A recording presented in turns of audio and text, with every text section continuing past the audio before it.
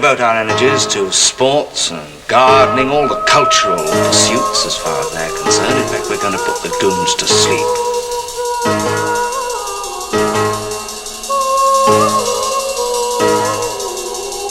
Meanwhile, we dig.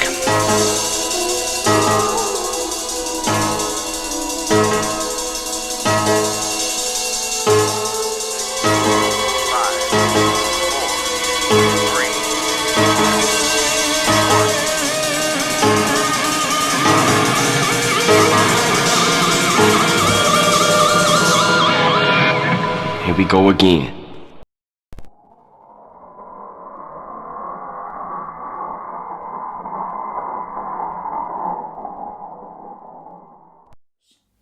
I started getting interested in puppetry in the early 90s, late 80s, early 90s, as a result of Film Forum in New York, where I used to live at that time, showing retrospectives of the works of the Quay brothers and Jan Švankmajer.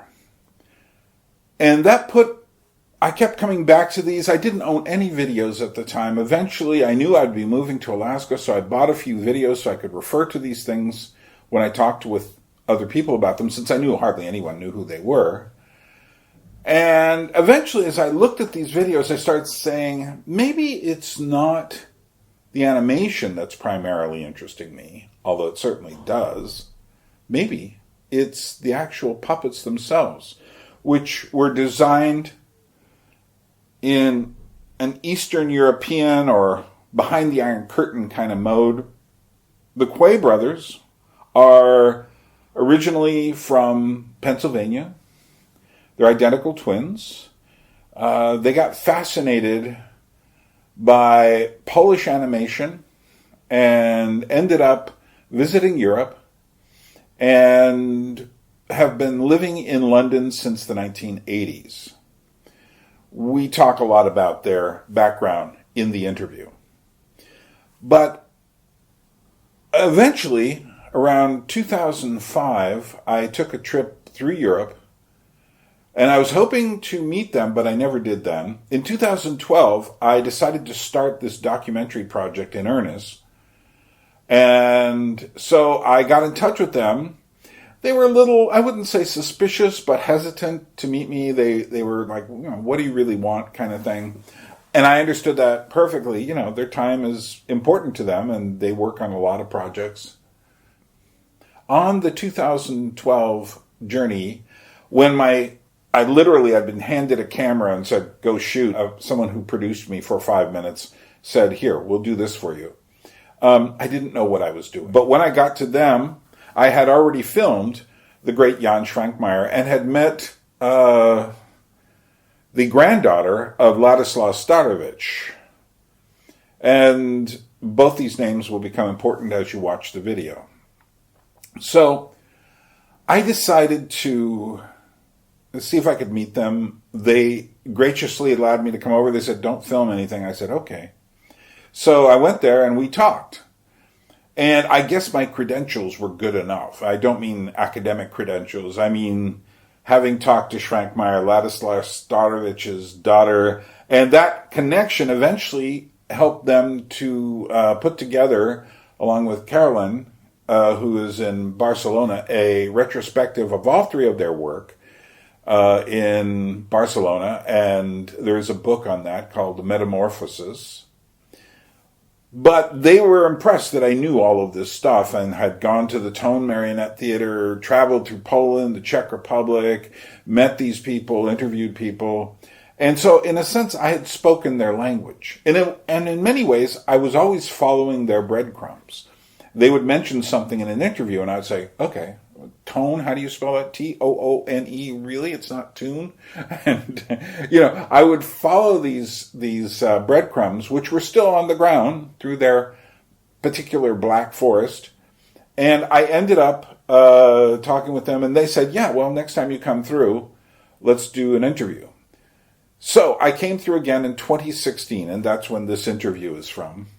And we had a great time talking. I met them on two different days. One day we just talked and such, and then I came back the next day and we did the official interview. Now, I must confess, my videography skills at that time were quite primitive, and I noticed when I had finished that it didn't quite look the way I really wanted it to. I had made a mistake in the way it looked. And so when I was putting this together, I said, wow, this is such an interesting interview. I've got to make it look better. So I purposely turned it into an old silent film quality video with, defects and stuff. And I look at it now and I go, yeah, that's what I want to see. Because if anyone can hold up to a black and white silent film kind of treatment, it's the Quay brothers. And I find that also the sound doesn't do quite what I wanted it to do. And part of this is my fault. When I was going through the noise reduction, I hit some parts of it a little too hard, which then when they stop talking, you'll notice the background sound come in. This comes from a misuse of compression. But it would take too much for me to go back and do it. I have the original elements. Someday I hope to put the whole documentary together. And so what I'm presenting to you now is my full interview with the Quay brothers. And I hope you find this interesting. For me, this is one of the most important interviews that I did in my series. And I say that I did interview Jan Švankmajer. I interviewed the late Henryk Jurkowski. I've interviewed, I think, around 40 puppeteers by now who all have amazing stories, especially there's at least 3 or 4 who have passed away since I recorded them. So I have this archive of hours of material. But this is one of my favorites because I think it was the Quay brothers that really influenced my, like I said, following their breadcrumbs. And I hope you watch this and listen to what they're saying and follow some of their breadcrumbs too. Because it'll take you into a world where you have to do a lot more thinking and interacting with what you're watching. It can't be passive. It's a long interview. It's about 2 hours long. And I have added visual material along the way to help illustrate what they're talking about. But they're great conversationalists, and we had a great time. And while there are some defects in the sound quality, you're not going to have any problem with it. And what can I tell you? Let's get on. We were already in the process of talking about the Toone Marionette Theatre in Belgium. When I started recording, I decided to leave that in because I said to myself, yeah, it is these conversations, and this is how we were talking, always going back and forth talking about things. We talk officially about the Toone Marionette Theatre later, but we talk about so much. We talk about Jan Švankmajer, we talk about Ladislas Starewitch, we talk about Louis Buñuel gets mentioned, all sorts of animation gets discussed, and the meaning of puppetry, the meaning of why puppets are hard to read. If you're thinking puppet films are like Muppets, this is not the video for you. This is something very different. So, let us join the Quay brothers and myself in a dialogue that's already in progress. But also, it'd be nice to get your impressions of what you saw, and not that. Well, we saw the thing on YouTube. What Nicholas, he did those 2 parts with an Italian journalist. So, but we knew his father when he worked there. I mean, when he used to run it and do all the voices for the puppets. Remember? Right. Yeah. Right. Yeah. He has a book that I really want to buy. Does he? The history. It goes up to about 1964. Oh. And there was a story that he told.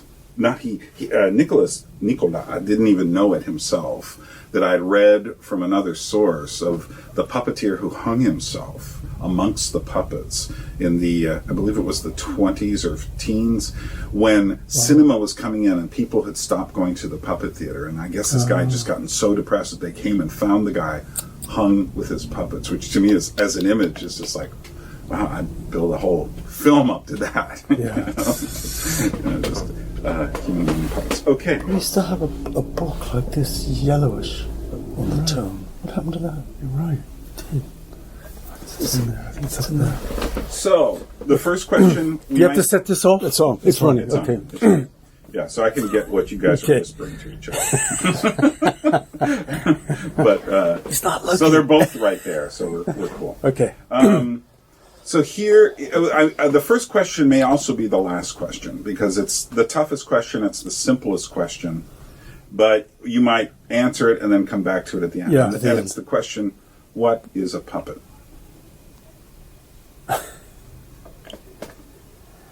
What is a puppet? I think there's definitely conventional notions of what a puppet is and can be. I think also for us, we've often called the camera the third puppet. We also think of objects as puppets as well. They have a life, they have a history. Yeah, I think they're like emissaries that really carry these secret forces that at a certain point, once the puppet's built, then it starts to inhabit you, and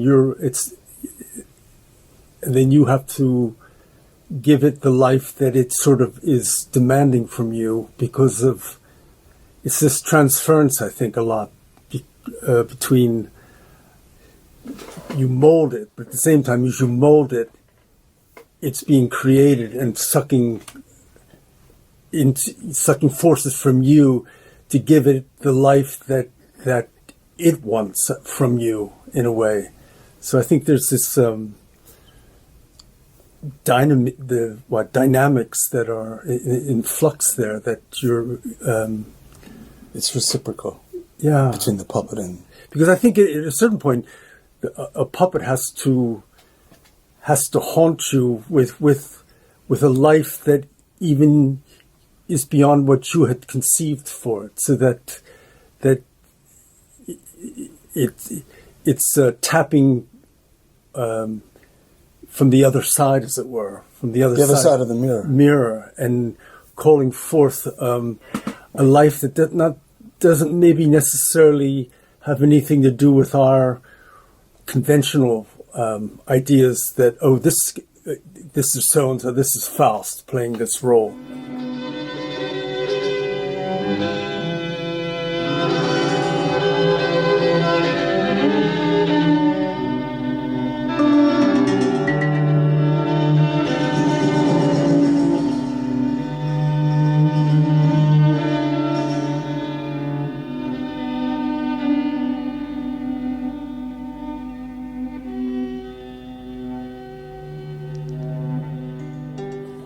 I don't think we've ever really specifically done with any of our puppets where they play clear character roles. They're sort of like transmitters that take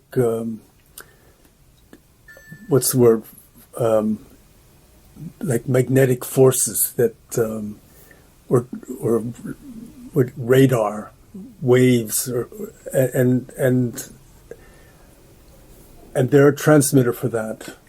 How would you see your relationship then to, say, the Wanderer in Street of Crocodiles? Do you? Well, I think I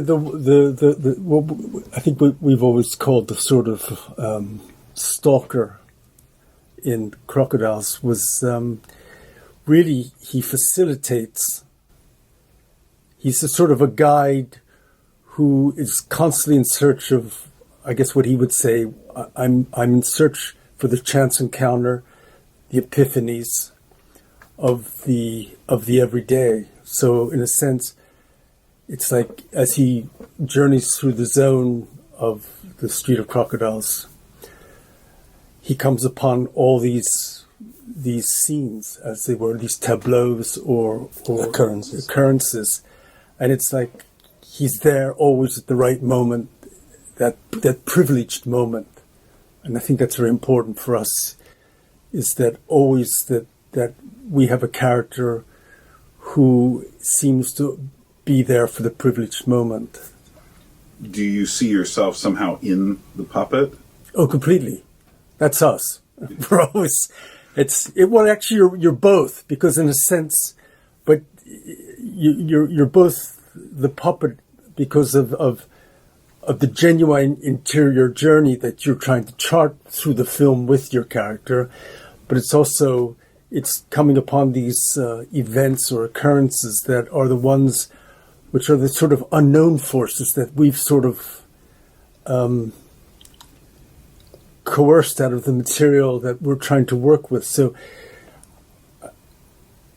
in a sense, it's not like you can choreograph those moments, not choreograph, but in a sense, write them, because a lot of the times they occur as accidents or as, even for ourselves, chance encounters when we're constructing something.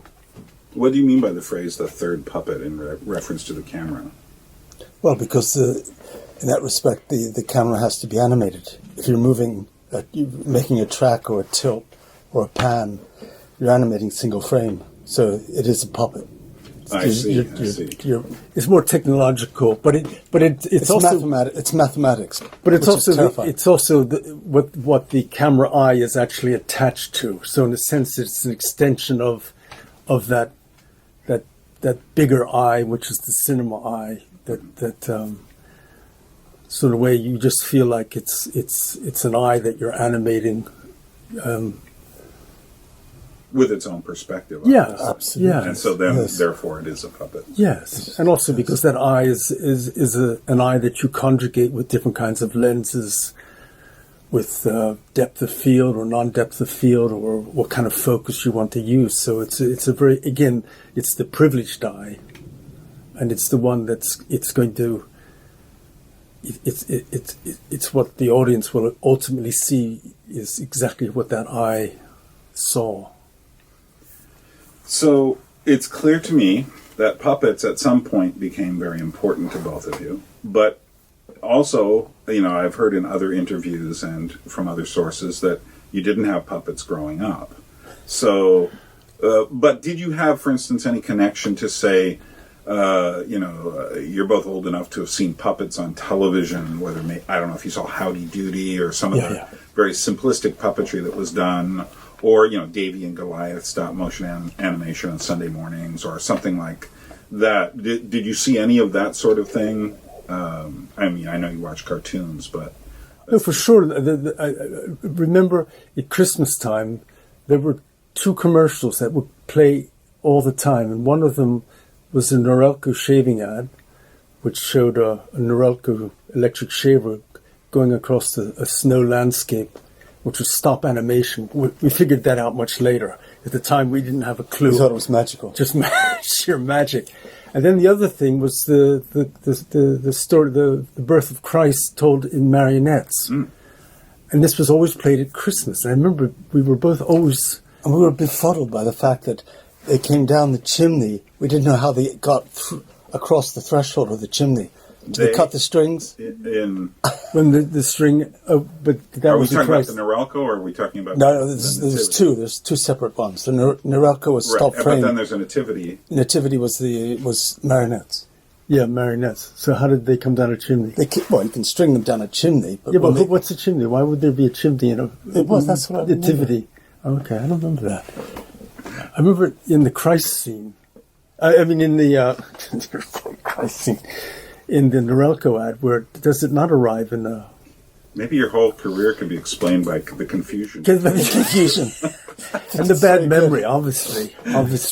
But I remember that they, for both of us, they were very powerful and quite magical. And I think the strings really haunted us. Because we had no idea, our father or mother didn't explain how marionettes work, that there was somebody operating with strings above.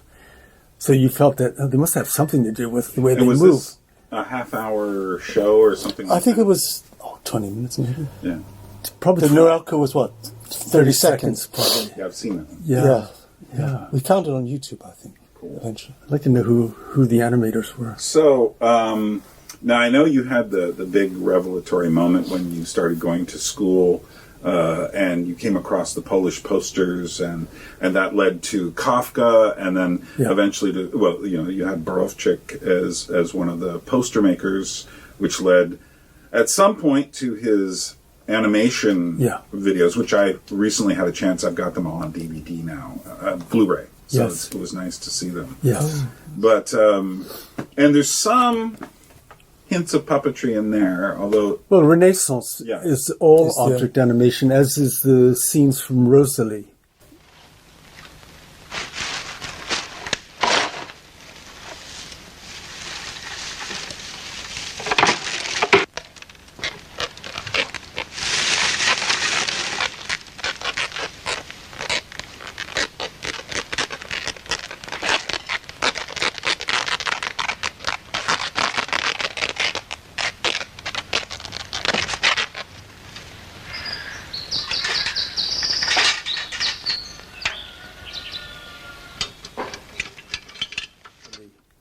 There's two specific Borowczyk films with, well, actually there's quite a few, the phonograph, but in terms of classic stop frame animation, Renaissance is the most important one. But then in Rosalie, there's a scene where the evidence being used for Rose against her trial are animated sequences, like puppet or object animation.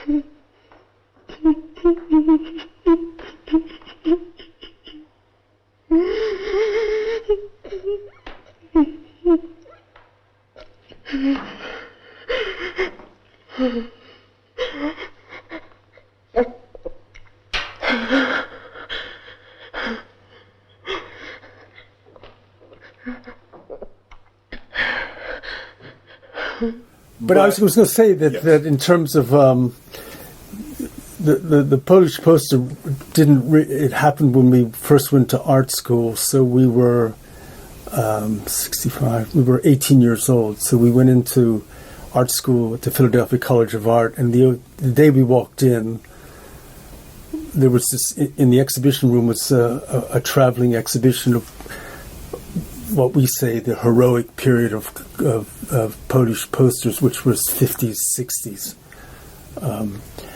And it's because I think after that it really declined, but we seem to have come in on it at a point which we discovered later was its great flowering. Yes. So you had people like Roman Cieslewicz, Starowiejski, Linitsa, Tomaszewski, and Zamecznik, Van Gogh. And Borowczyk too. But he did less. He didn't do that many posters, I don't think. Or at least they're not available. We actually saw his animation films before we knew he'd done posters, in fact. Oh, okay. Because in that exhibition, I don't think there was one. There wasn't any. There was no Where Borowczyk. did you see the animation films? At the Philadelphia had a festival, an animation festival, every year. And I think we caught... Like it was up at the museum. At the museum. And we caught the grandmother's... The dictionary of Joachim's dictionary and grandmother's... Was it... Anyway. So were there animation films in these festivals that kind of caught your attention? Well, these Borowczyk ones and Lenitsa were the ones that really struck us right away because they were cut out and collage, and that mixed along with seeing the Polish posters where a lot of collage was used. But I think, as we've said before, that it was these poster makers were, in a sense, they were painters in the broadest sense of the term, so that the element of using painterly methods, but in a very graphic, formless manner, the use of typography also in a similar expressive manner was everything that against what when you'd walk down the street in Philadelphia, where there's so much information that the image is almost secondary. And in Poland, these were posted in the street, and it was one powerful image. It would say the Warsaw, say the Opera House, give the title of the opera, and then just say The composer. Composer. That was it. 3 elements. So simple and so evocative and fantastic. So at this point, you were primarily focused though on graphic arts, or painting and things like art and graphic arts. Well, we were studying illustration and printmaking, But we were seeing films. yeah, and we were fascinated by film, absolutely. Mostly live action, but we could see that with what Borowczyk and Lenitsa were doing was a way of dragging this very graphic world of animation and with collage and creating these really powerful, intense worlds that weren't, for us who only knew Disney and color, and which just didn't interest us at all. Absolutely didn't interest us. So at this point, there isn't that much in the way of the puppet. No, in your world. no, not at all. And so by the time, I take it this was a few years later, that Keith Griffiths says to you, would you like to make an experimental film? Yeah. And you, I know at that point you said, well, we wouldn't know what to do with an experimental film, but maybe something with puppets. Yeah. Something has happened in between then. That's 15 years we're talking about. It's that long. It's that long. Because we went to the Royal College for 3 years. We did see a lot of Borowczyk animation films. We saw his complete retrospective. We've seen the Trnka. We would have seen Poyar at the Royal College. But then we left. We returned back to Philadelphia and lived for 7 years before finally leaving. And then that's when we met Keith, who proposed to do an experimental film for the British Film Institute. So in a way, between the Philadelphia College of Art and then going to the Royal College of Art in London, coming back, and then returning with the intent of going on to live in Amsterdam to do book covers or wash dishes, whatever. We'd seen a body of puppet work, but I don't think we would have ever conceived to make an application or thought that we could get away with off our own bat, as it were, just to dive in and make a film. But when Keith's offer came that it would have been funded by a grant from the British Film Institute, then we suddenly kicked into action. And then it was only when we got the money that we said, now what do we do? We had no idea how to make a puppet.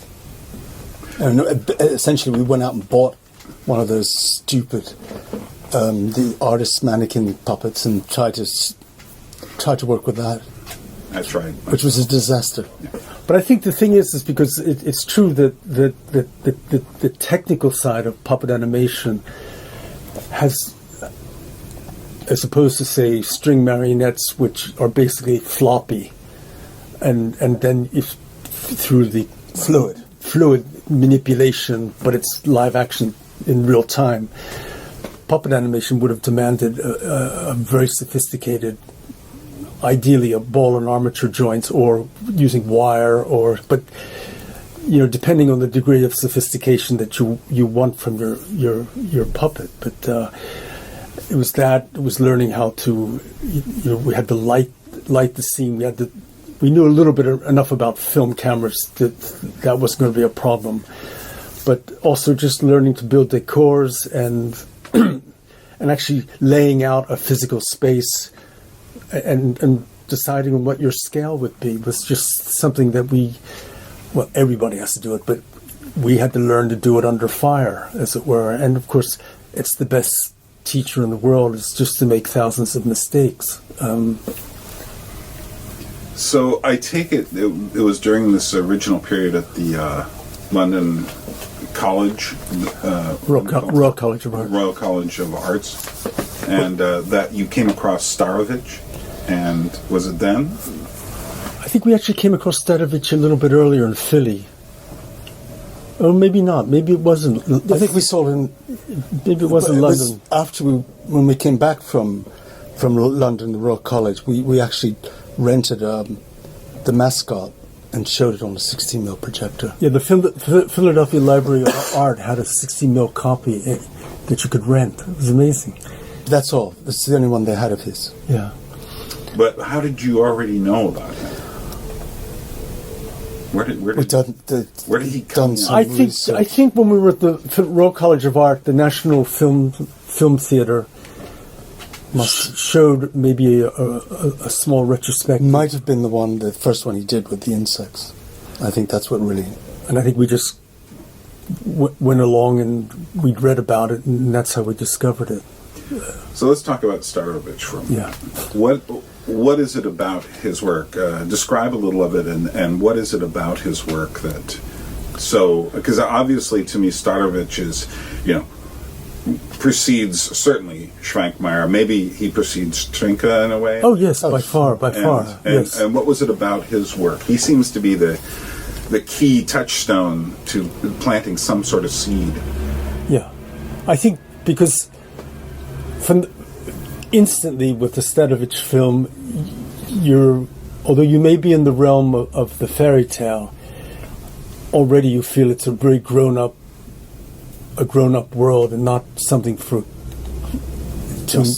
didn't pander to children. Yeah, and he had enough of a I think it was his entomologist side that struck the big key for us, because we'd already known Buñuel's films, and particularly Un Chien de Loup, which I think was always one of the films that set the highest mark from the word go for us.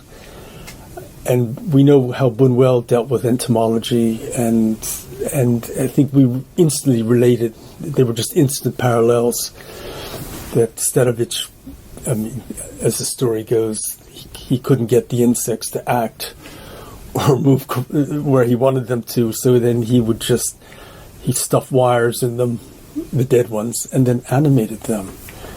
And I think that must have been for him one of the most fantastic discoveries, that moment of like revelation. Yes, like what I can do now with this material. And of course, one of the first stories he tells is that great one of the Revenge of the grasshopper, or is like that. And again, you think that's not a children's theme, right? He went right. It's an adulterous,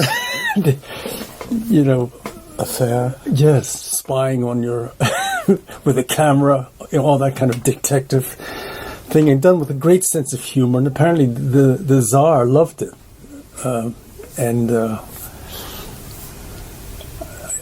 yes. So I think he was given.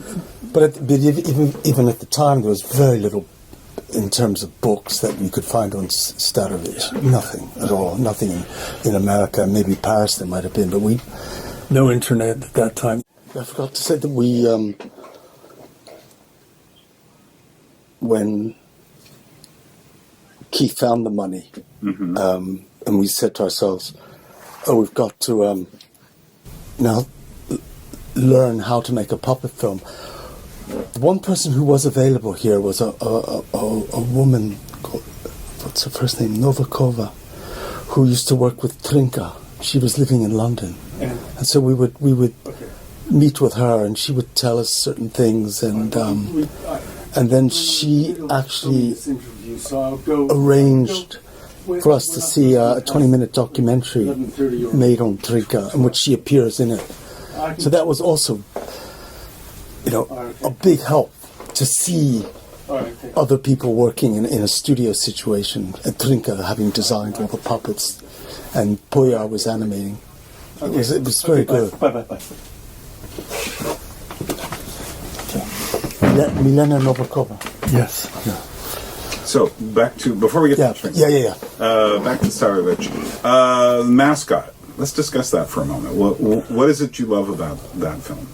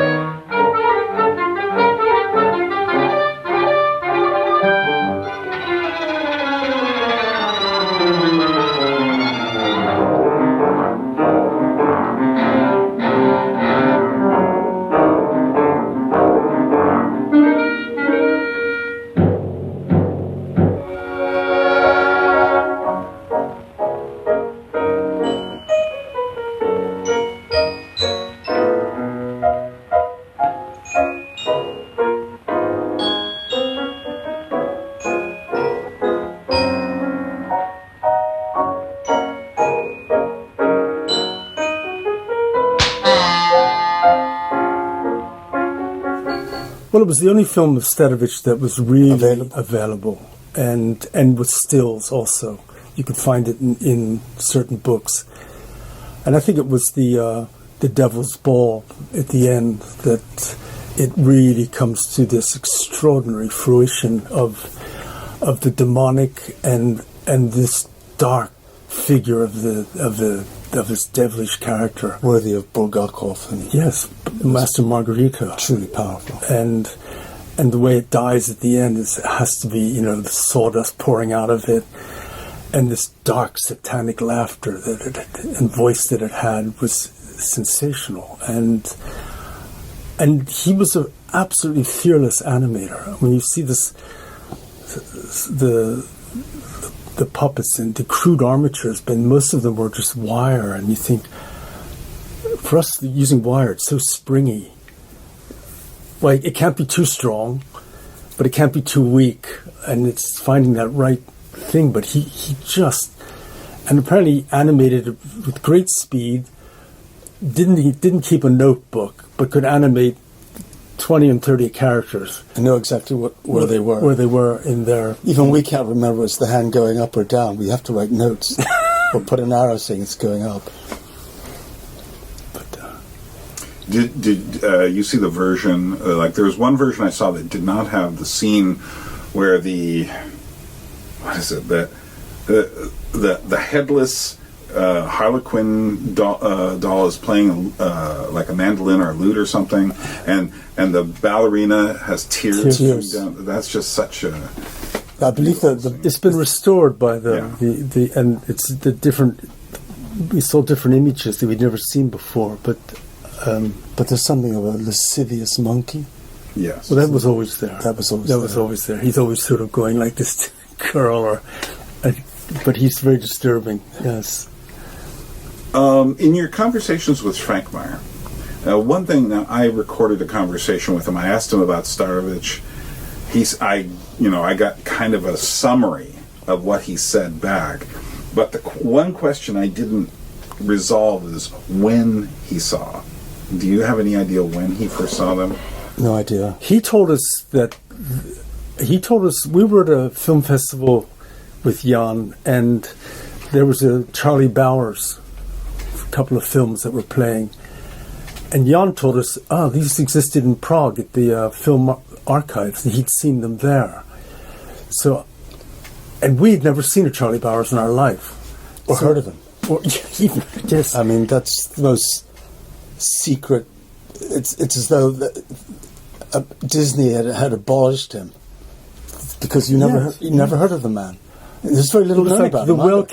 One of the best kept secrets for the longest while. And then I think we were dealing. The woman was Louise Baudet at the Cinematheque in Quebec. Yeah. Or the Pacific Archives. Anyway, she had these prints, and that's when we started to really investigate Charley Bowers. But our feeling was that, I mean, we never really spoken to Jan about Starewitch. I'm sure that the archives had it, but the Czech archives probably had stuff of Starewitch also. It's hard to know. You know, it's like when you always heard that the film academies like FAMU in Prague or Vigik in Moscow, that people like Tarkovsky, they could watch all the films from the West, the most from the Godards, the Truffaut, all that was available for the students because it was part of their history lesson, learning the craft.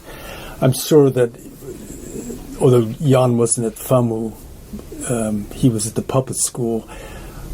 I'm sure that he must have. He was at Damu. I really don't know.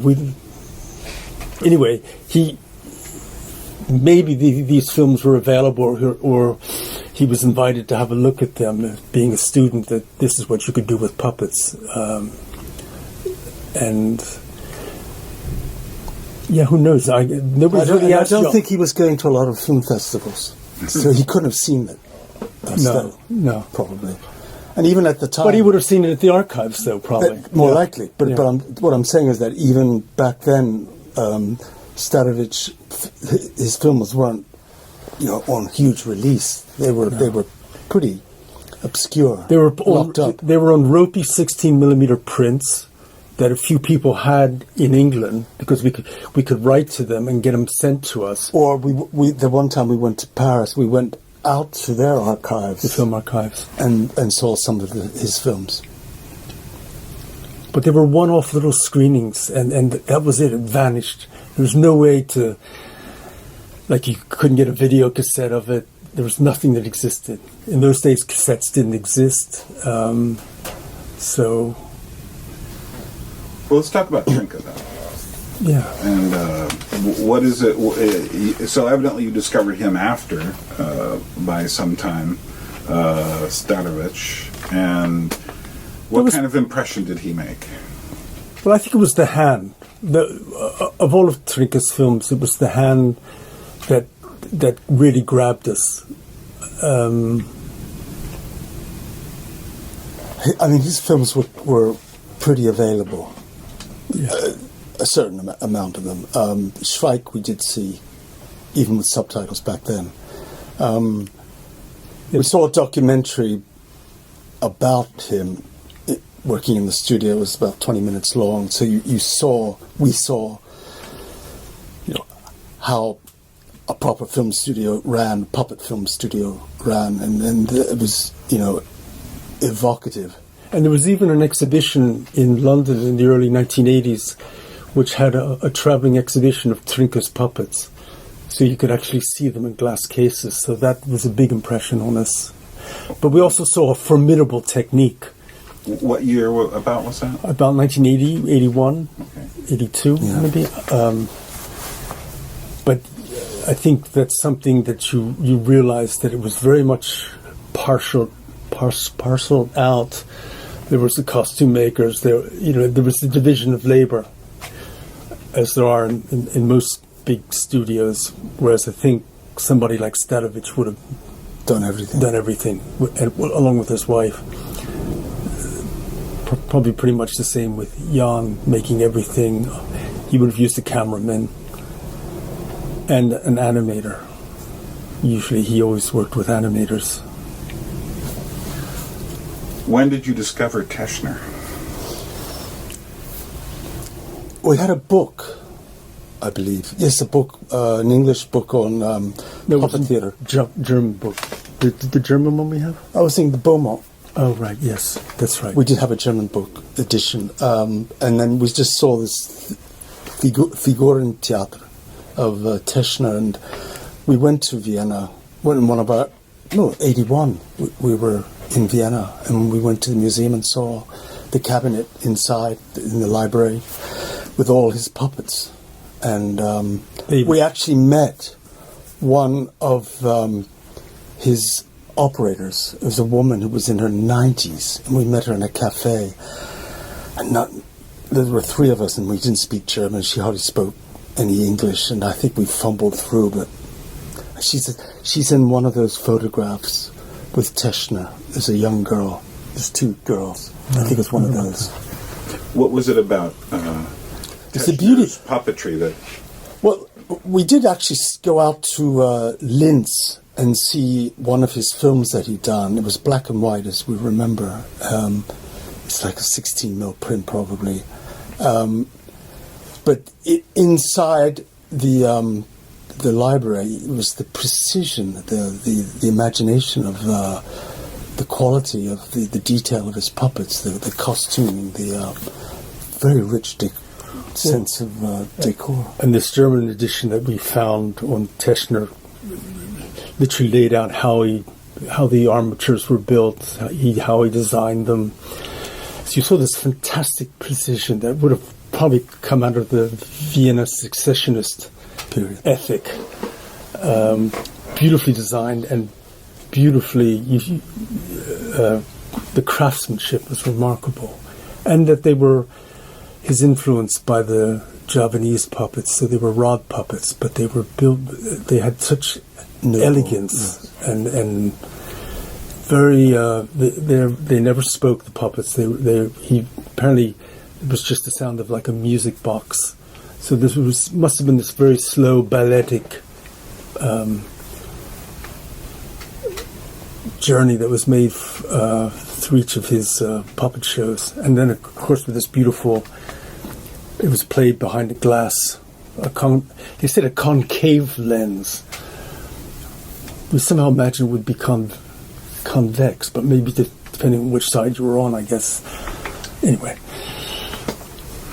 Yeah, I've seen the photos of it, and it looks remarkable. And evidently, this Teschner scholar is reproducing his nativity in Teschner style, which would be really fantastic. fascinating. Yeah, I have to get myself to Vienna. December. Well, I see they have a DVD out now, and so we're curious. Have they restaged things and then filmed them? But it'd be nice to have even that older video. Yeah, film. I'm sure that's included somewhere. Right. Yes. Yeah, he has very much a symbolist feel to him. Yes. And he was an illustrator like Trnka. They started off as illustrators or painters, so that you saw the transformation from the two dimensions into the third dimension, and creating these very beautifully closed universes. I notice in some of your films you have the references to the Isle of the Dead at Brooklyn and things like that. Do you have any specific attraction to symbolists, or is it just one of many elements that you use in your work? I think it's part of your arsenal of just knowing your periods of history that.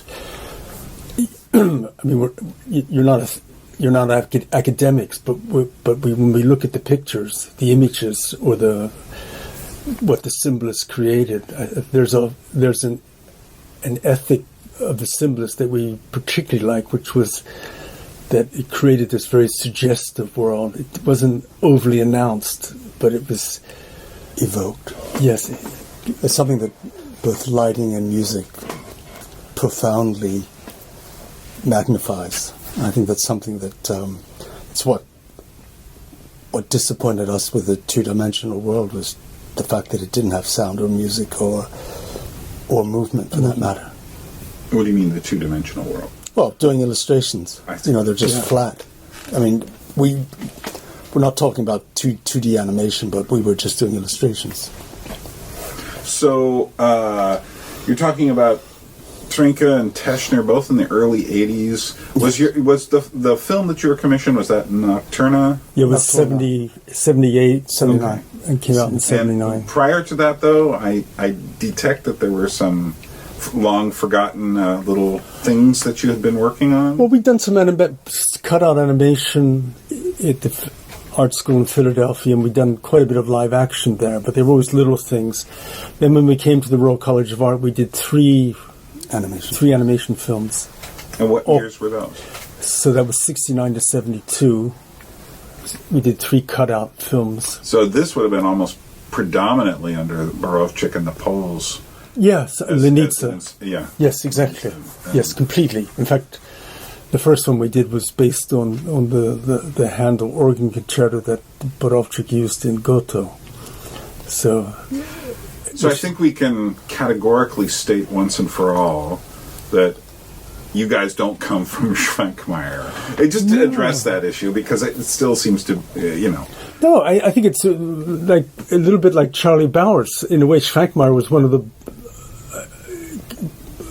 most amazing kept secrets in the animation world, because, mind you, when we started in 79, we went to one animation festival, and then we didn't go to any until I think we did Street of Crocodiles.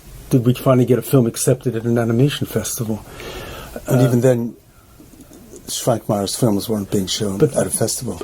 But we could see Norstein.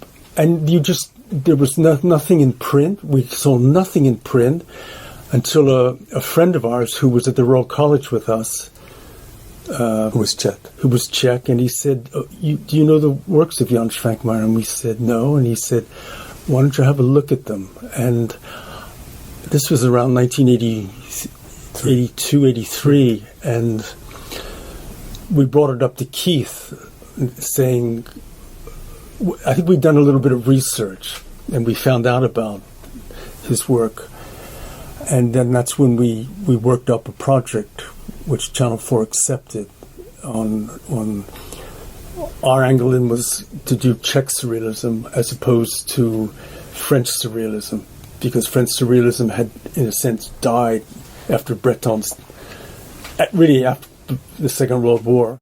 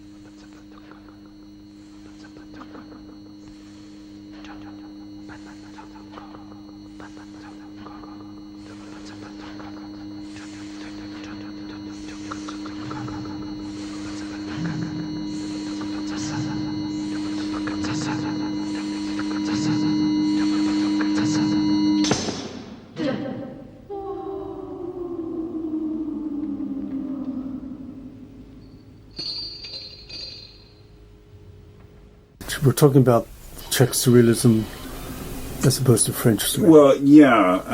But we don't have to go that distance, do we? You just want to know. I was just asking questions about how.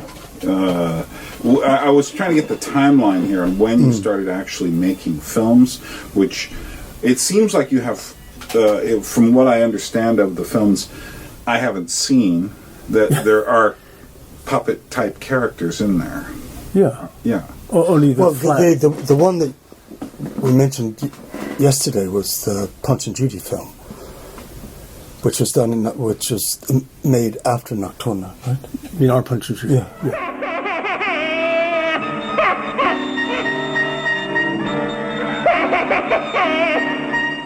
Darcy, baby, Wincy,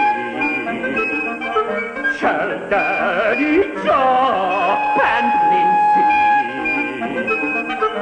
step on its back and make it crack?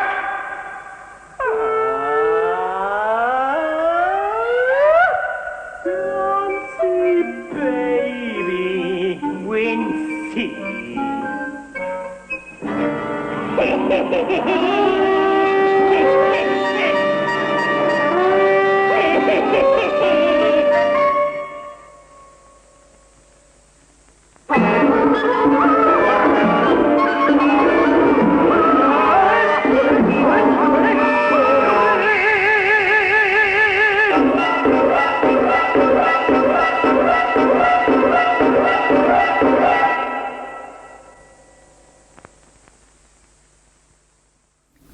Which is a documentary. But it had a sequences from the opera. I think Byrne's talking about... Well, that's part of the timeline. No, prior to... That's still important to know, and we'll get to Punch in a moment. But, prior to coming to puppets, you mean? Yeah, I'm just interested in the how you guys got to... it's like what put it in your head, and it seems like it was the Polish animators who put this thing inside of you that you already started playing with it, and then it somehow was natural to add figures. I remember that when after we left the Royal College of Art, and we then went back to Philly from 72 to 77. So for those 5 years, we started doing a lot of what we called the black drawings, and in those black drawings, we each worked in our own corner, as it were, of the room. But a couple times, the use of a tram. and I had a puppet character like that. But I think we'd seen enough imagery around and seen enough films that it haunted us in the sense of as a potential, but in no way realizable. Just it was interesting. It fascinated us like that. And then I remember we were working at a cafe. Well, one of us was dishwashers, and then one of us was a waiter. But I remember that at Halloween they asked us to do a display window, and I remember we built about the size of this table here a three-dimensional city with a tram. And we built it out of photocopies, but I remember it gave us a fantastic feeling for volume, yes, and space, and light, and we populated it as though it was very monochromatic, except for the posters and the spots of color and this tram, and then I think we just started doing a few figures of puppets, but again, nothing for. They were just little sketches of ideas of playing with the third dimension and using objects and getting a feel for texture and fabrics and then, of course, it wasn't until Keith gave us the thing that it all kicked in, and then you had to go for it. But by then you'd accumulated enough baggage, as it were, and enough coordinates in terms of of your own artistic enterprise, of what you had a feel for. A lot of it came from these black drawings. Right away we said that's what we wanted to physicalize. So we would take elements out of the black drawings and say, okay, we want a real object for that. So we needed a tram pylon or something. And this came about through we traveled through Poland quite a bit, and we were fascinated by anonymous architecture like tram pylons. They just did it differently. And better. Brutal. Okay, well, let's go here then. What is it about Poland, this communist world? Because obviously Poland now has mutated somewhat since then. But I get the feeling you were kind of haunted by the grayness and... Well, no, because we didn't know it yet. All we knew was the artistic side of it in print, in magazines, or seeing or reading its literature or things like seeing that. Films. Exactly, seeing live-action films, Vida, those films. But it wasn't until 1974 that we actually ventured going there. And that's when our friend Andrzej Klimovsky, whom we met when we were in our last year at the Royal College of Art, and he was studying at St. Martin's. And we'd gone to see an exhibition, the final show, and we saw Klimovsky's work, which had a lot of images of Borowczyk material that he'd done a poster for. And in our final show, Timothy had done a poster for Borowczyk. So, in a sense, Andre left a message saying, "Would love to meet up and talk about Borowczyk," or something like that. So we met up. And then we carried on a long correspondence. He went off to live in Poland to study with Tomaszewski and to learn about the Polish poster. And we went back to America. And then while we corresponded, he said, "Why don't you come visit me in Poland?" So in 1974, we traveled to Poland, took the long train from the Hook of Holland, and... But I know the one thing that although we had a stills camera, we took very, very few stills. We took more film, Super 8. We documented all of Poland with Super 8. What was it about the Poland of that time that impressed you? Well, I knew traveling, as you got from Berlin, after you got through Berlin, then East Berlin, and then you started making it to Poznan. Poznan, yeah. Then it was that long plains there to Warsaw. And it was a slow train, such a slow train, Yeah. you could easily film. And it was just this extraordinary architecture. Well, even though you were warned that you were not allowed to film train stations. We did. But I think it was then, and Warsaw was, it was grey. I think it was winter, or maybe late spring or something, but it was a city with functioning trams, like Philadelphia was actually. So I think we'd always created a myth about trams. But then it was when we went to Łódź in Krakow. Łódź, the trams were made of wood. No, in Krakow they were wood. Wooden trams. They were blue, and in Łódź they were red, or red yellow. And but Łódź also was a fantastic industrial city.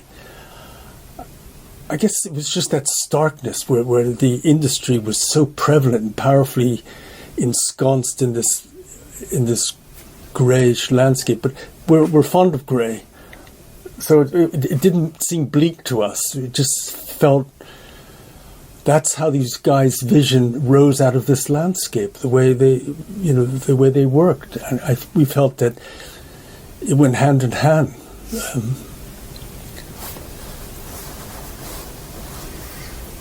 Toone. So how did you...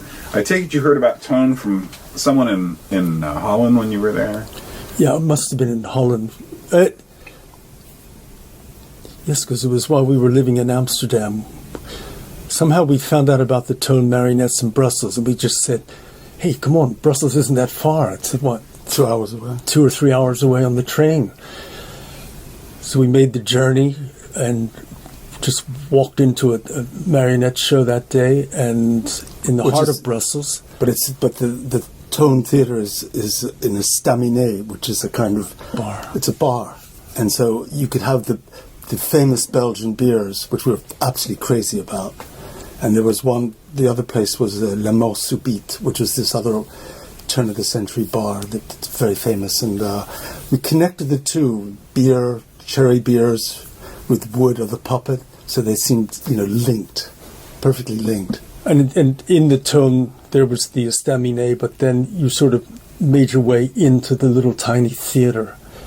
And also we were reading a lot of Michel de Gelderode, and he was the one who wrote for the Toone Marionette Theatre, and it was he who said that it's very important that in entering the puppet theatre that you stoop to enter it, and that was an important way of paying, humans lowering themselves to the realm, the majesty of puppets. And that really fascinated us. And there was that humble sense too of stooping and humility to that this world was powerful and enchanting.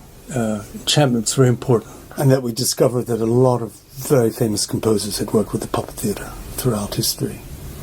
When you would walk away from, say, that puppet theater, or maybe coming away from even a Starewitch film, or from seeing the actual Teschner puppets or something, what kind of conversations would you have? What kind of things would it spark off, particularly before you started actually making the films? I think you were very, with Teschner, you were very aware of just the sheer beauty of the puppet, that it was an artisan was there crafting it magisterially, almost, with his technique, his abilities, and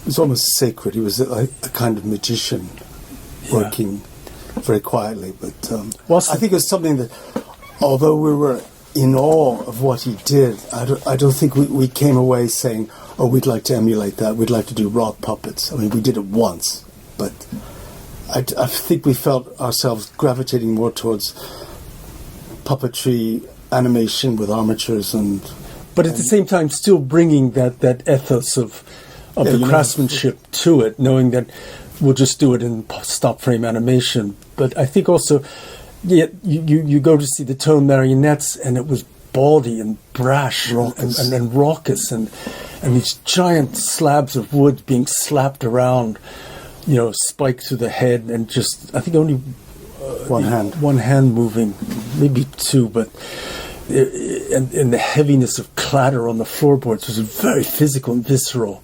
And that's right, because once in London, around that time, we'd seen the Sicilian marionettes had come to London, and we were there, and we were truly impressed by the sheer physicality, the weight. They're very clear, and they mentioned it in the Toone how much the Sicilians had influenced them. Yeah, in fact, maybe we're there at the very beginning. We're there, yes. I really wanted to get to Palermo. And, we've been there. And did you go to the Capuchin? Yes. Yeah, of course. Yeah. But, the Orlando Furioso goes on over 300 chapters. Wow. Yeah. It's just, which is, I guess that was like their soap operas or something. Yes, there must have been, yes. It's pretty amazing. Other puppets prior to your first animation films. Anything else you can think of? I mean, as children, Punch?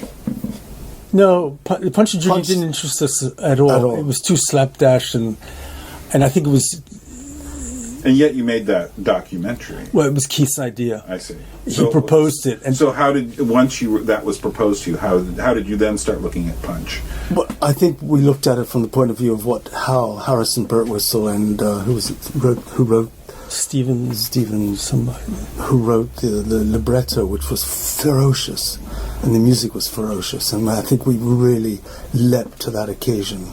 That was a challenge. It was a remolding of Punch back to his original ferocity, and yes, I think that was a great provocation there. I think that was something, and in it we did find some original Punch, and we were able to animate him coming out of paper, and I think we suddenly softened a bit just in order to reattack.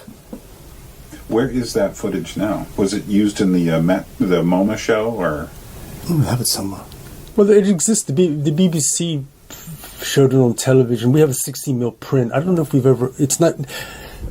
We've never put it on DVD because it's It's all over the You show. sort of feel it's early work. Right, I understand. Our animation wasn't very good, and so you sort of There are some people who might be curious, but no. it's probably not the general audience. Keith, the scenario is great. But what is your general audience?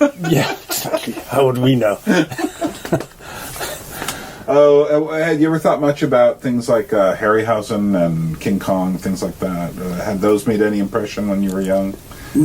Harryhausen, not so much. Not at all. Nor the skeletons, the famous. Yeah, we didn't like battle those kind of stories. Although King Kong, to believe it or not, I don't think we realized that it was a puppet. I don't know what we thought it was, but we never really gave it much attention until, of course, we did research it eventually, and then found out a lot about how it was done. And no, it's very admirable what Harryhausen did that. And then we met him much later. In fact, I had a bad back accident on a bicycle, and I had to go for therapy. And the guy who took care of me, when he found out, he said, "What do you do?" And I said, "Oh, well, I work in animation." Immediately he said, "You know what? I used to carry the armatures of Harryhausen because I used to travel with him up and down the English, giving lectures, and I used to hold and handle all the armatures." So I thought that's interesting. It would be interesting if somehow someone gave you the armatures and you could then put whatever you wanted on them. Yeah. Well, we would have been impressed that they were, took us Just to have seen the mechanism. the mechanism. That was fascinating. It's kind of interesting, though. I mean, photos I've seen of more recent, the last surviving King Kong, he's getting really ratty looking. And it almost makes him, that much more interesting to look at when I go back and look at that King Kong now, I really just see a puppet show because it's so obvious compared to all the digital. Yes, I know. No sense in going over the Tim Burton thing. We talked about that. George Pell, do you ever see any of the Puppetoons? Yes. Yeah. Yeah, again, these are all available in England, so we got to see them. But I think it's a route that we didn't. Yeah. We looked at it as cinema, As history. as history, and No, it's remarkable. It's been very impressive. Yeah. All that replacement, and I think it's something we also felt we weren't going to venture into that. Yeah, replacement is it feels like almost a different art. yeah, exactly. Talk about Kurt Weiler, because I think a lot of people don't know him at all, and it might be interesting too. Well, we met Kurt Weiler in Zagreb when we had crocodiles there back in '85, and he approached us. He came up to us and talked, and he spoke in this immaculate English because he left Germany, came to London during the war and lived there, but had gone back to East Germany to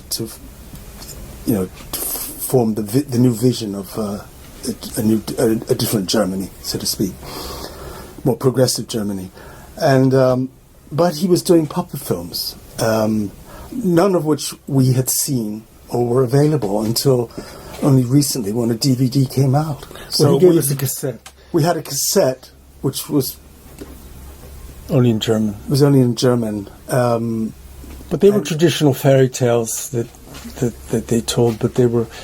There was always a moral tale to be discerned from that. But again, they were adult. Again, you could see under the socialist system, they subsidized serious animation as well as they would have subsidized children's animation. But he obviously lined up on the edges of between adult and children's, and they were very beautiful. There were cautionary tales as well. Yeah, I liked some of the textures and the faces and such. Well, he had and we only discovered much later that his designer was Achim Freyer, who we know now has done so much for opera decors and directing opera. And we have 3 books of his, but the earlier pictures show that he did done work with Kurt Weiler before he became famous as an opera director and designer. So here's something. This might be a little painful, but you've probably seen and winced at some of those Tool videos. I've never seen one. Okay, I've watched a few just before doing this and just went. It's like they looked at your videos and got the surface with no interior at all, which it's very strange, to have these. Things that are just kind of running around and doing things, looking a bit like your material. It's quite clear they were, saying, "Wow, this is really cool." Well, and it's that, and now it gets taken up by the bloggers, right? Who are profligate in disseminating total misinformation or passing things off as knowledge. As knowledge that for sure the Quays did this one or that. Until you see that they're being corrected by some other blogger. Yeah, it's a lot of amateur hour out there. Well, let's switch gears here a little bit. In fact, do you want to take a 5-minute break? No. Okay. I'm just thinking of the poor machines. What's this? This one? It's certainly not going to get. It won't get all the restored. way. But if this one, I maybe got it 2/3, 3/3, well, but it's a much bigger capacity. Okay, we'll speak faster. Just be yourself. Who cares? Let's talk about the puppet and the doll, particularly your use of broken doll parts. I know, like, for instance, Terry Gilliam, who likes your works, has used doll faces and such in some of his work, like in Brazil, but your use of it is very different. And where does this come from? Does this just come from kind of like walking around? Talk about the doll for a moment, and we'll come back to the puppet part.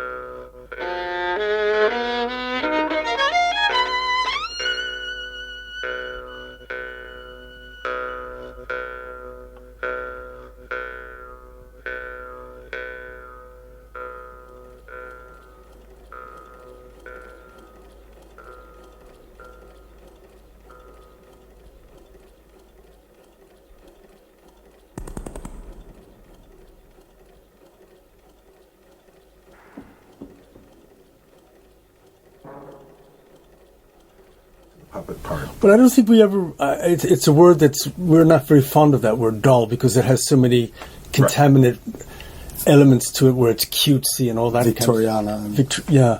So I think we tend not to really mention that word between ourselves. It's just not part of our sort of pejorative. We say doll-like, but we rarely use the word dolls. But I know that being in London, but it's full of markets. You can go to one every day almost. And I think that we got in the habit when we were back in the States of going with our mother to, there was this one market up in Perkiomenville.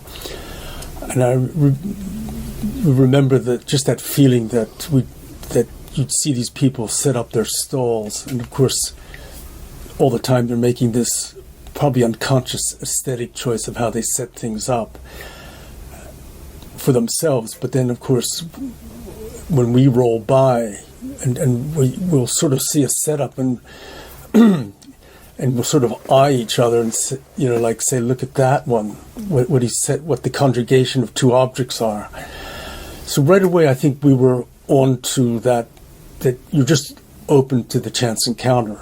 Well before even surrealists talk about it, you could see it there in place. And there were always fragments of things, because that's what boot sales are, or secondhand flea markets. Also, we never had the money. Whenever we had a budget for a film, it was always, we had to find things or make them. So if we couldn't find a puppet, you'd never go to a market looking for a puppet because you'd never find one. But occasionally we've come across them when you're least suspecting it, you'll find a puppet. But I know, for instance, the doll's heads, which featured in Jan's films, you could find them all over the place in the markets. They were nothing. But I think it's true that finding or rather rescuing a puppet from a market was something that we felt that you'd see it there stranded amongst all this debris, and you thought we could do something with that. And the puppet had a history, we felt, and we wanted him to continue on to another history that we could either, for the project that we were doing. So the one puppet that's in the comb appears in Stillenacht 1, and later on in another film. But we always felt like they can have multiple lives. They deserve it too. Also, we in Robert Walser's work, we discovered his little dramalettes and retelling of fairy tales. And I remember when we found this puppet that we used in the comb, we said, there it is. There, he really is a little fairy tale creature. His whole face. There was something open and innocent, and he was stuffed with sawdust, and we just emptied him and put an armature inside it. Save the sawdust and. Yes, someone knew that because I create puppets out of whatever I find. I particularly like the ones I made out of dried salmon heads. But someone gave me a bunch of just like someone they knew had a bunch of doll parts, but they were all these plastic, more recent ones, and most of the material is just I can't think of anything really to do with it because it does have the cutesy sort of feel. Although there's another box of stuff like weird little minstrel dolls and things. Now that is a whole different zone. Yeah, because it's and that stuff is very hot to touch in terms of culturally in America. Which I get curious about that stuff. But why don't you give me a little of your take about how it happened that dolls went from like dolls and puppets. And I know you well enough to know that you're not really a great fan of all the cutesy stuff that's been done in the name of all these figures. How do you think that happened? What do you think the process was that turned them into these unbearably saccharine creatures? I think it's all a process of Victoriana slowly freezing them. It's taming the forces within them. The child, it's like a correctional institution. It's institutionalizing them inside this sublime household, with everything pristine and. Yeah, we just went recently to the Kensington Toy Fair, which is normally it's pretty good. You can find a lot of secondhand material, old wigs or objects that people have kept in their archives and unload. This time it was just, there wasn't one secondhand thing. You couldn't even buy a pair of secondhand glass eyes, but everything was spanking new, and you watch the people go around madly obsessed with the. It sort of made us feel that my God, we're quite removed from that kind of fussiness, and that we're not interested in that at all. But they do want to create these immaculate little kingdoms of where all the dolls have fresh knickers. Yeah, arrested development. There's no journey anymore. It's just a frozen time stops. Yeah, and although when we go to, like, if you go to the Rijksmuseum and you see some of the doll houses there from the 1700s, I know we can sit there and sort of salivate over the quality of the craftsmanship of the decors, you know, the real tiles that are used, and they're quite stunning. But maybe the view of childhood has changed, so Yes, that perhaps, we want children now to be purely innocent, yes, and not to have an exploratory side that gets fascinated by the dark parts, Darker of parts. fairy tales and such. yeah, I'm sure that. Were you exposed to fairy tales much as children? No, not at all. The only ones we saw would have been Disney. Disney's. That's it.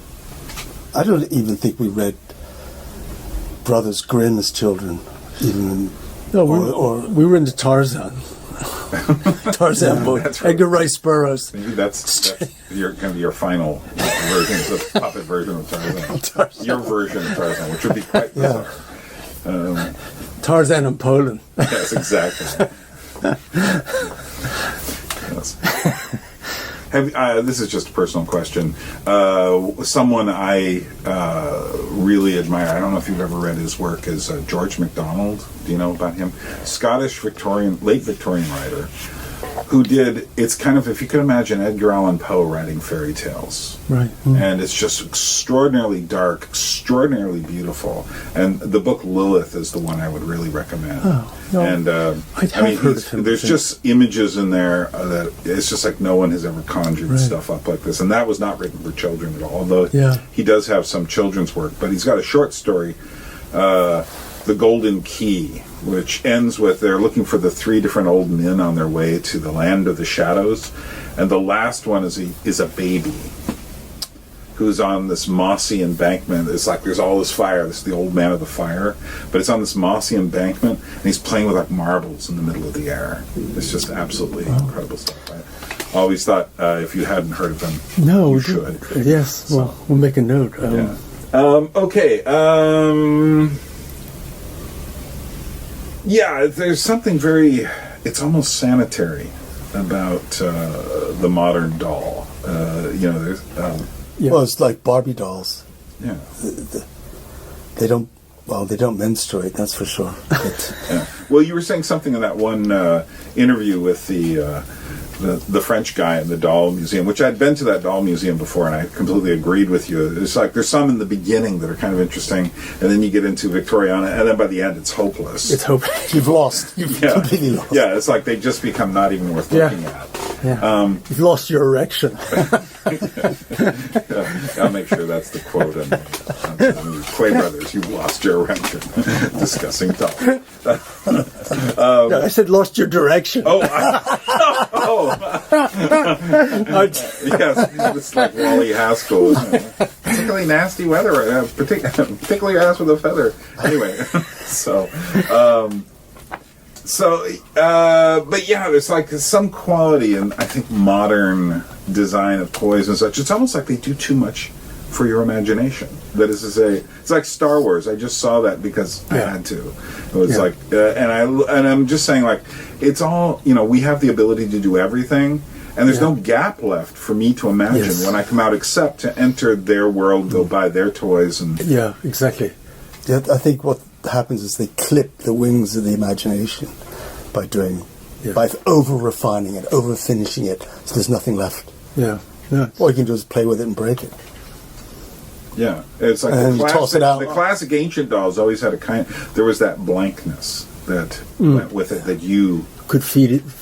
and this is exactly what we imagine were it. talking about at the beginning of the inhabiting the doll Yes. inhabiting you. Yes. Having that space. Oh, and that was one of the things that I really wanted to get to. That you'd started talking about this with him, but the concept of reading the doll and the fact that it is hard to read. Discuss that. What you meant by hard to read. Why is that important? Why should a doll be hard to read, or a puppet be hard to read? Why shouldn't it be as lucid as, say, Star Wars, or as lucid as current contemporary digital animation where, it seems like it's all done for you. What is the value of this reading? Well, I think that's part of of leaving the space for the viewer. I mean, but it's already implicit, say, in when you watch ballet. The dancer doesn't speak. It's pure movement to music in a spatial decor and with choreographed movement, so that you tell the story with those limitations or those extremes, but the dialogue is not there. You're not being told the story, but you have to make a reading of that story. Okay, maybe if it's a classic rendition, you'll know very well, oh, this is Sleeping Beauty, Prince, you know the points. If it's a little bit more of a modern dance thing, say if it's Pina Bausch or something else, then you're going to have to decide if that shadowy figure represents this figure represents that. So that's where the reading comes in, and that's where I think that and dance, in a sense, the face becomes like a mask. So you read upon the mask. And I think that's the side that we personally like, that space to what's the word, dream upon or project upon. That's just, it's more mysterious. I think there's a genuine mystery. And I think that the sheer force of puppets, which are in principle inanimate. We all know that, and yet we go there knowing that we're going to be defied by that the skill of the puppeteer is going to make that figure seem inhabited and provoke in you a kind of awe or response of it's like we always say, just spend a little time watching insects move, or watch a praying mantis swaying in a breeze on a branch, invisible, until he sees that, and suddenly he's captured that insect, that because it's like it's a world that's in a way sort of incomprehensible for us, but there is a deep story lurking there. And is the value in its opening the imagination? Well, it is crucial. And that ambivalence is something I think we like in others, and we prefer to do ourselves. I think it is that otherness, which is something that exists. We all know in our systems when you're suddenly inhabited by a moment that you suddenly go, oh, this is deja vu. Why do I know this moment? So we all know what a sense of otherness really is. Somebody Lynch creates that magnificently. Those moments of the terror of the everyday and of something that seems so inconsequential, and then there's this deep, dark terror underneath of it. But I think the otherness is something that the mask really beautifully creates, and again, because it's giving you only that one precise moment.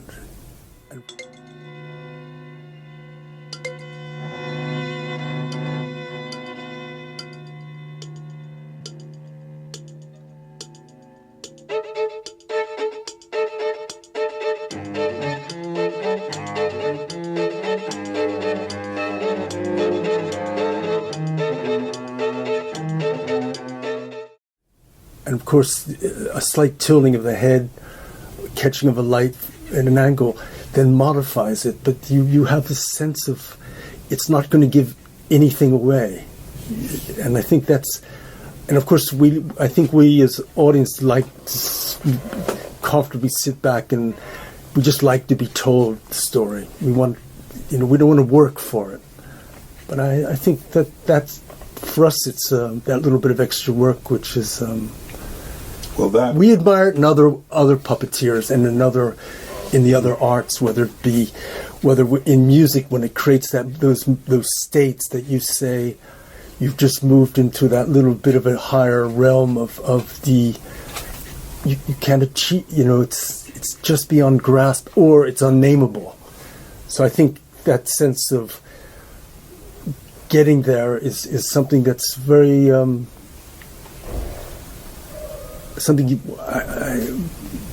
we like that. That appeals to us, that really haunts us or fascinates us, those moments. there's something in it that works contrary to the reigning spirit of the age, which wants to pre-package, pre-sell. Yeah. And I think if we can probably spend time if something catches us and yet we don't quite understand it, the time spent trying to understand it makes it richer for you, I think. Yes, absolutely. It's a little bit like, I think that's when we did the MoMA show. We it was the idea of lip reading puppets, because of course you can't, but the metaphor is there, and I think that's what we were trying to go for. Is that you have to lip read the mask. You have to do it. Well, some people commit, and other people just abandon ship and just say, "I'm not going there. I'm not interested." So. You often say things like that puppets have a life. And I think you're talking about some sort of interiority. Yeah. Something... Which is very symbolist, actually. Yes. It's something that we like that side, too. But we're not the kind of guys that go around, it's like voodoo or that... Well, do you take it as far... Did you ever read that book, The Secret Life of Puppets by Virginia Wilson? She mentions you... Oh, yeah. Yeah, we know her. Victoria Nelson. Vicky Nelson. Yeah. Yes. And well, she talks about the Hermetic, and she takes it almost to the point, although she doesn't follow through with her own illustration, but she almost takes it to the point of the idol, the thing totally inhabited, which you must, really be cautious of. Right. And I'm sure you're not quite there. No. So, but at the same time, I think there's some, in a sense, there's a psychological resonance, maybe, a oniric resonance, that somehow, I often think of this, when you think of your first memories, and Tarkovsky says if you know the first memories of someone, you almost surely know who that person is. Yes. Because your first memories are never chosen by you. You can't, no one can choose their first memory. Yeah. It's just whatever first struck you. Yeah, exactly. But there's something in that, and to me this goes, like in Eastern thinking, everything is an illusion. But in the concept of the memory choosing you, it seems that it's like, my first memory involves a black dog, and it was actually Tarkovsky's Dogs and Stalker and such that got me thinking about this. But there was a black dog, there was snow, there was a white house, and there was a gray, almost purplish sky. Yeah. And that's just what I remember as one of my first memories. And as I look, my life seems to play those things out in a weird sort of way. But it's almost like it was this set. I mean, we're never struck by... No one, for instance, in modern America can remember their first car ride. Because you've been doing it, they brought you home from the hospital and they keep doing it. But, and fewer people are remembering their first airplane ride. I can remember mine a bit, even though I was only 3.5 years old, because... wow, those are propellers outside on the plane. I remember that. It was 1959. But I think it says that there's something in the things that kind of, it almost comes to you. It's like there's some value in the objective world that comes to you, and then you have a relationship to it. And I've often seen your films as very personal relationship to all sorts of objects. And it's the kind of thing, it isn't my job to sit there and try to figure out what they all mean. Because some of these things, when you're dead, people are going to say, well, I wonder what what's the thing with all the little scissors or, but I don't think that's the point, is to explain it all. I think the point is the reading and trying to come to grasp with these things that you put in for us to look at, because obviously you do want someone else to see these very personal things, but nevertheless they aren't like, it's not like psychological realism where you're saying this is how we felt when X happened, right? You know. But I have noticed, like in the word fetish comes up sometimes in your description of things, that you like a certain kind of object. Interestingly enough, the word fetish, well, of course, it's used in a sense of sexual fetishes and stuff, but it's also used in they discuss in discussing say African religion and such. And you have that the fetish object. You know. Explain more of your concept of the fetish, and also more about the object and your relationship to objects. It's funny. No, I mean, when we talk about fetish, we think of Buñuel, but I don't think amongst ourselves, we don't talk about fetish in terms of dolls or puppets. That's something we recognize it, the term, but it doesn't form a mode of thinking. Or I think in the sense that where we're like there's almost a fetishistic pursuit of, that side appeals to us. That's pathological. Yeah, where it moves into pathology, which is another interesting. Which is something that we like. No, it's something we do like. Because in a sense, what is it about pathology? Well, I think it's the darker, it's the abnormal, veering from the normal. So it's and there's sort of fault lines in one's psychology or in one's sexual makeup that might make you derude slightly. Or it's a little bit like when you say that the art of the insane, because the structure, it's abnormal. It's not abnormal in a pejorative way, but in the sense that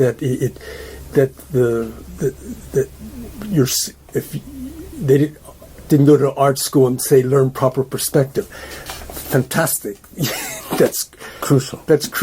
But of course, if these people are psychologically ill and they represent it by the visual manner, like Adolf Wöffli or Heinrich Anton Müller or E.H. In our Emma Hauck in her writing of letters, that these are still highly expressive roots for the person or the articulation of their universe and of the universe as they see it, and it's absolutely valid, and in a sense, I think that these are a side that just appeal to us, probably because we were raised so sane, so. We were raised. We were Boy Scouts. We were Eagle Scouts. We went that whole route. Obedient. Sweating with obedience in a sense. Did you grow up in any sort of religious family? It was Presbyterian, but it wasn't hawkish or it wasn't Jehovah's Witness or something more. Thumping. Right. Well, I noticed that you have no particular aversion, obviously, to listening to religious music or anything like that. It's you. One of the things I've appreciated about your work is you have no particular axe to grind, except whatever it is that's going, whatever this stuff is, Well, did you? I get the feeling though that in this saneness and normality, that being twins, you created something of a secret world of sorts, or a secret perspective, or something like that. I guess we just must have intuitively felt that there were things lurking just outside that sameness or outside that normal room that were inexplicable, that were dark forces and the shadow realms, which I think appealed to us. The sheer power, evocativeness of when your day shades off into those grays and then into those blacks, was that you were really alert, because the sound realm started to be, it's like night outside on the lawn where, as kids, when the fireflies started to come out like and that, the crickets. And the crickets the cicadas died down, the terrific hum of cicadas, and then slowly giving way to the hum of the evening crickets there were really magical moments, and I think you were really attuned to the landscape and to, the objects, the nature spoke at those points. And for us, the ritual of when you'd see the 17-year locusts slowly make their way up and abandon the shell, and then became the live cicada. But we used to collect them all the time, these shells. But I was going to say, I don't think that we, in the making of the films, we create little mysteries just for ourselves. In fact, what we try to evoke is what is in the object, or what is in between objects in the spaces that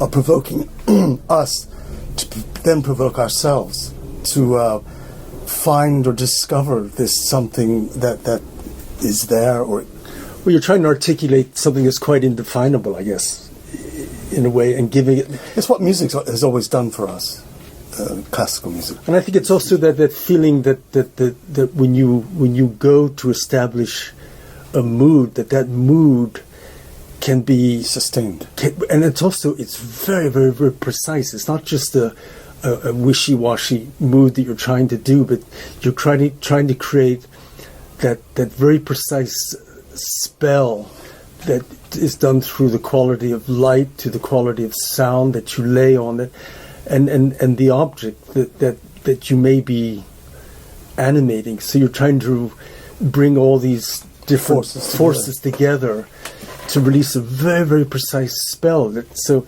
it's. I think people go, oh yeah, nice mood, but I think it's like a barometric pressure. It's very, it's exactly at a very precise barometric pressure, which is also a psychological pressure, and you feel it in your skin or in your, in the nerve ends. That's something that you're trying to pursue and get it right. And I think ultimately it is a kind of musical realm. It's a sphere that I think, like they always say, all art aspires to music in a way, or that they say music is architecture's frozen music. I think we've always found that crossover point with using decor or. Well, it sounds like there was certain kinds of textures and in the world you grew up in, maybe textures which no longer exist in a sense because of you've been to modern America recently, and you see what happens when you leave the cities, but even in the cities, New York is no longer the New York of 10 years ago. Sure. That it keeps mutating into these sleek, shiny things, and yet I get the feeling that, you talked about your father worked with furniture, or was that the grandfather?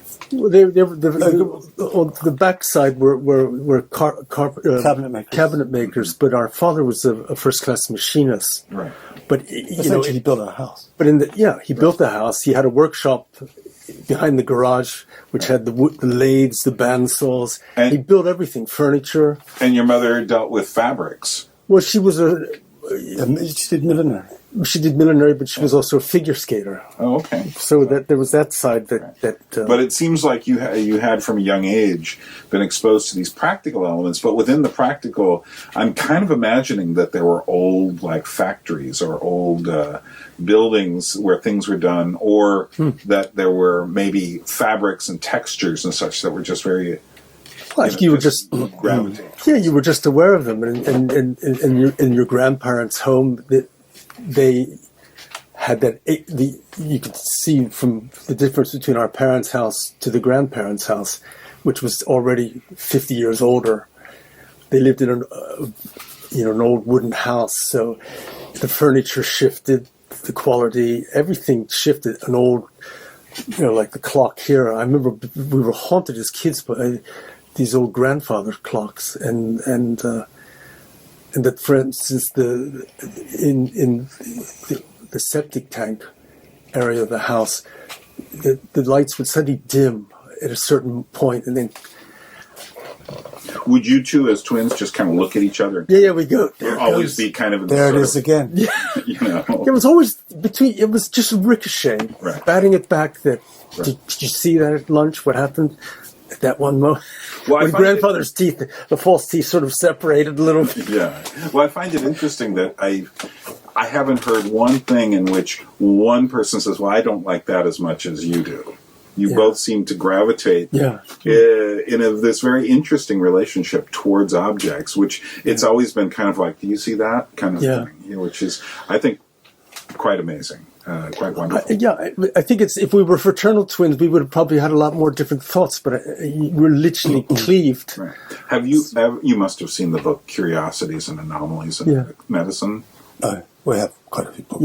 Yeah. Well, it's like, and it kind of divides the book. The whole book is divided between the minor tirata and the major tirata when it starts dealing with physical issues. And in the minor one, you have growth of hair, the strange growth of hair, strange fatness or thinness. But once you get to the major one, it all has to do with cell division. And it finally ends with Chang and Ang. Yes. And the amazing thing about them is they're almost completely separate, except for just a One little tissue. And I always felt they just needed one more chapter after that, and it was for the people who had been separated. That is, say, the actual identical twins, to understand. Yes. That, because, of course, people are always doing studies on twins, scientifically. This guy, he started smoking, he started, those kind of. But I think it's one of those realms where something's going on that, it's hard to define. It's hard to. But I think it's also, very human. Very. Oh, yes. No, it is. I mean, I think, of course, everybody wants an ideal twin that they can engage with, and I think that's very natural and human. I mean, I have no problems pulling you apart now. Part of it is the old adage, you make for yourself your face by the age of 40 or whatever. But when you're younger, you can looking at each other, something I don't know. That is to say, kind of what you look like. Yes. Whereas I don't. It's just like, and whenever I'm looking at a mirror, I'm kind of like, okay. Whereas now, I mean, like I say, just your habits of thought and reflection create differences that I'd have no problem guessing the Timothy from Stephen. But stupid people might, but stupid people always have problems. Basically, these are most of the questions I wanted to ask. Is there anything else that occurred to you along the way that you wanted to elucidate or get out of your system, or in terms of puppets or your relationship to the films and such? I was going to say that we probably still haven't, and I know it nags people because it's the idea of what we really learned from Jan, and I think that although I think that our whole ethic or our aesthetic towards puppet was already created, having seen Borowczyk, say, Renaissance, and say Rosalie, and then Starewitch definitely was formed. I think the thing that when we met Jan was to have met somebody physically living, and that we got to engage and to talk with him, to see the work. And I think for us, when we came back from that 2 or 3 day trip to Prague, when Czech Film Export showed us 15 films, one after the other, in one day, and that was it.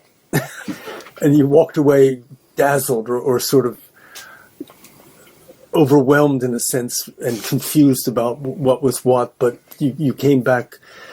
And I think that when we decided to do the documentary, that it was a genuine homage to a master, and it's very transparent homage, because obviously we're the child before the Archibaldo-esque character. And I think it was very important that metaphor was an open homage, and that our approach after that, we suddenly realized we had to be fearless, that we had to be not afraid of, intimidated by the animation world, the animation as an art form, that we have to get our hands dirty and really dig in.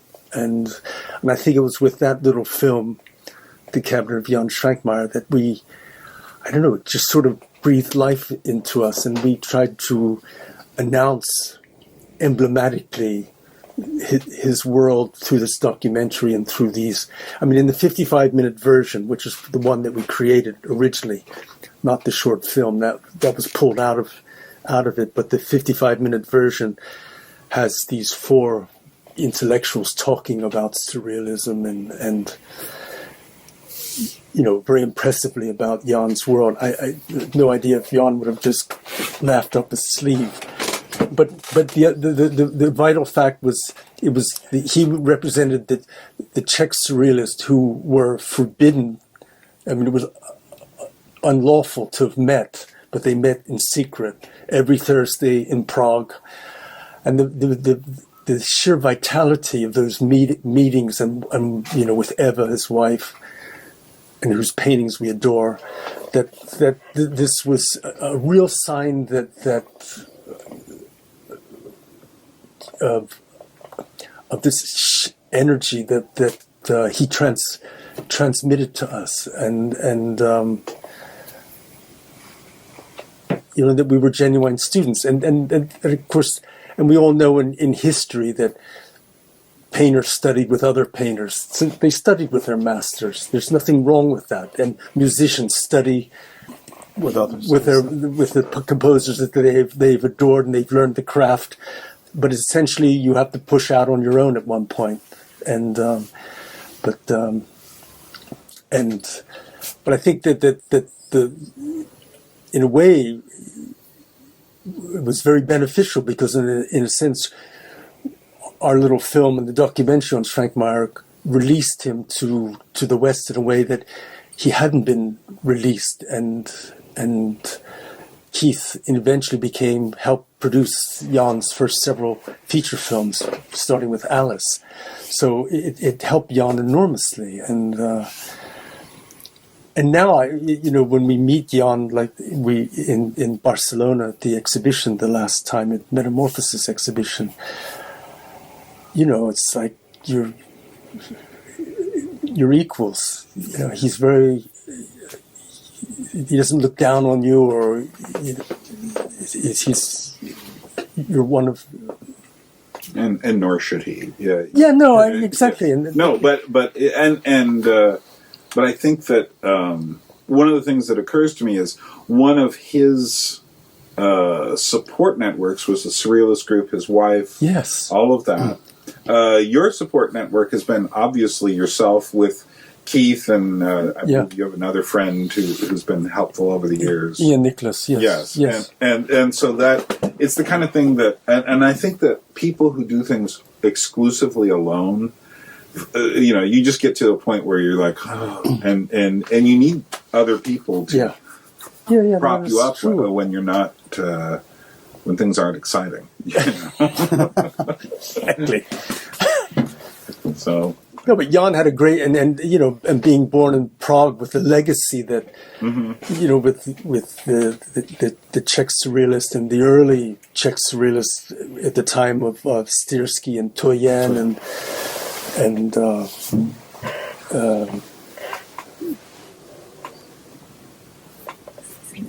with the Wunderkammers and Rudolf II. You know, he's had this great, Archimboldo, he's had this great lineage, and Jan, you know, he himself then makes those homages to, you know, to Archimboldo, to Rudolf II, to Stiersky, to Toyen. Right. Well, I noticed, though, one of the things both yourself and Švankmajer has in common is the connection with odd moments in the past, like, for instance, the Anamorphosis, or You found some interesting thing there that you Yes. dug into that in that little documentary. Yes. And of course he has the Archimbaldo effect, and that's coming out of his love for mannerism. Yes. And I guess that sort of era also has a bit of a connection towards what you're doing as well. Yeah.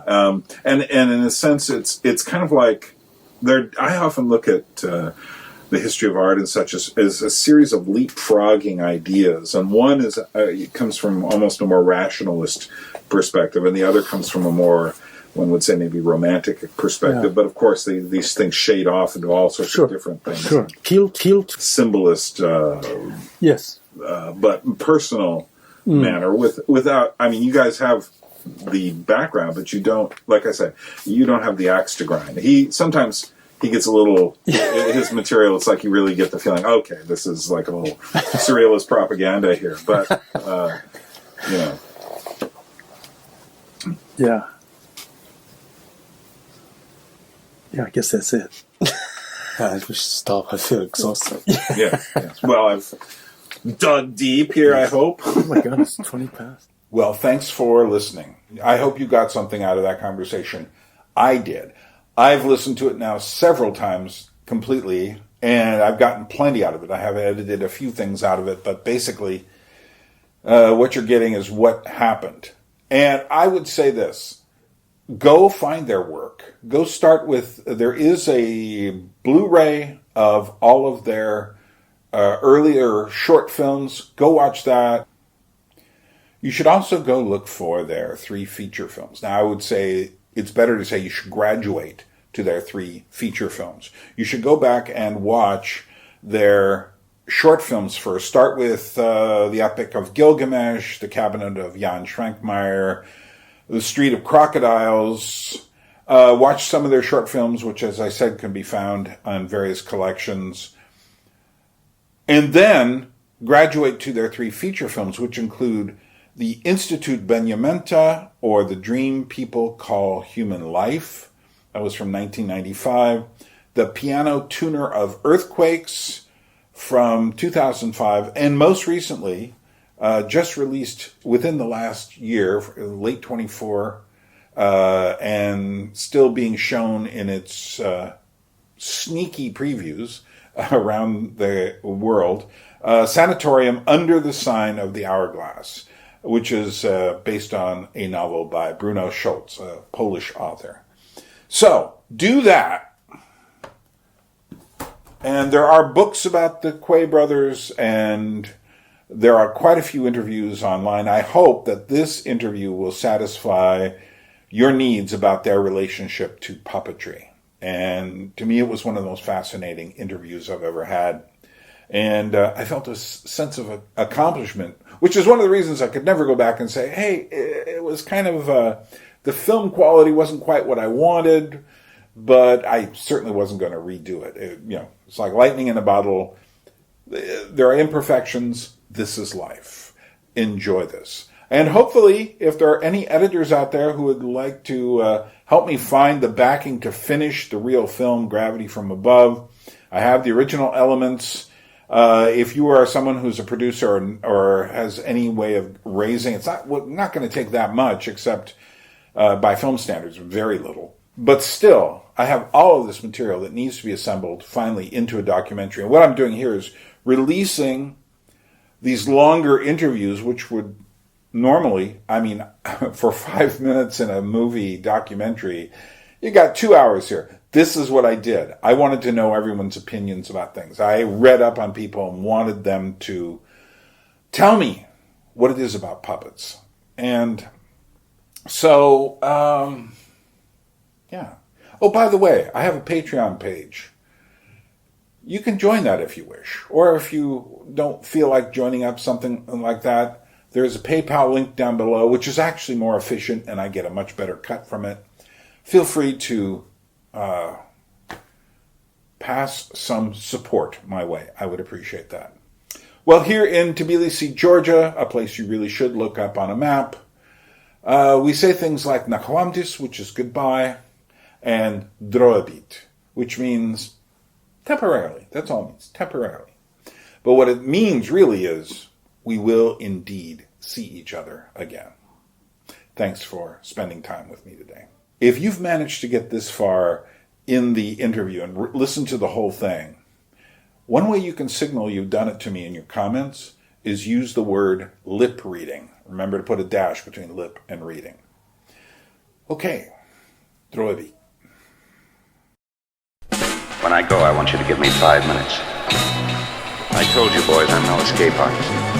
For the first time, I like the odds.